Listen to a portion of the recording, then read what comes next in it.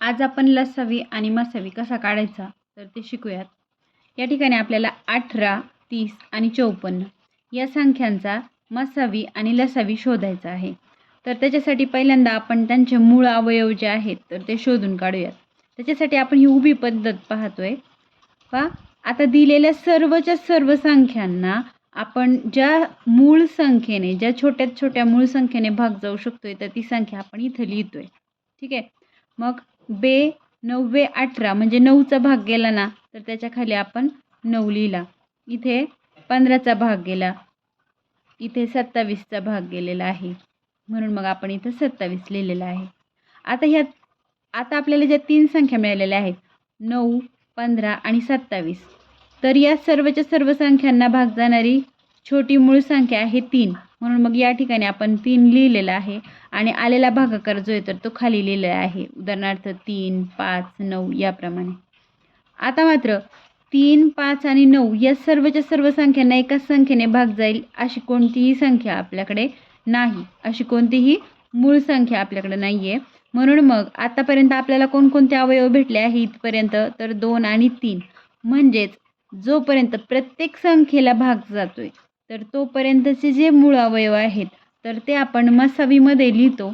मसावी बरोबर त्या मूळ अवयवांचा गुणाकार, म्हणून 2 गुणिले 3 बरोबर 6.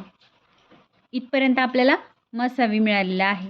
आता आपल्याला पुढे लसावी काढायचा आहे, म्हणून आपण त्याचप्रमाणे पुढे भाग देत जाणार आहे. आता आपण बघणार की दिलेल्या 3 संख्यांपैकी किंवा जेवढ्या संख्या दिल्या असतील त्यापैकी कोणत्या तरी एखाद्या संख्येला भाग जाईल अशी मूळ संख्या आपण या ठिकाणी लिहून घेऊया. समजा 3ने भाग जातोय तर 3ला 3ने भाग गेला, 3 एके 3.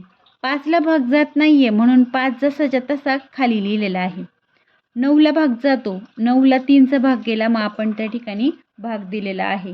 म्हणजेच काय तर आपण ज्या ज्या संख्यांना भाग गेला तर त्यांना भाग दिलेला आहे आणि ज्या संख्येला भाग गेलेला नाही तर ती संख्या तशीच्या तशी खाली लिहिलेली आहे. पुढे आपल्याला मिळालेल्या संख्या 5 राहिलेला आहे या ठिकाणी फक्त, म्हणून मग आता आपण 5ने भाग दिला. 5 ही सुद्धा मूळ संख्या आहे म्हणून 5ने भाग दिला तर खाली 1 तर आपण जसं तसा खाली लिहिला आणि इथं 5 एके 5 म्हणून इथं खाली आला 1. सगळीकडे 1 आपल्याला मिळालेले आहेत. ठीक आहे. मग आता आपण हे सर्व जे मूळ अवयव आपल्याला मिळालेले आहेत तर त्या सर्वांचा गुणाकार केल्यावरती आपल्याला या ठिकाणी मिळालेला आहे लसावी 270. 2 गुणिले 3 गुणिले 3 गुणिले 3 गुणिले 5 बरोबर 270. आता आपण लसावी आणि मसावी म्हणजे नक्की काय शोधलं तर ते आपण समजून घेऊया. आपल्याला दिलेल्या संख्या होत्या 18, 30 आणि 54. तर या तीनही संख्यांना म्हणजेच दिलेल्या सर्व संख्यांना भाग जाणारी मोठ्यात मोठी अशी संख्या आहे 6, म्हणजेच मसावी आहे 6.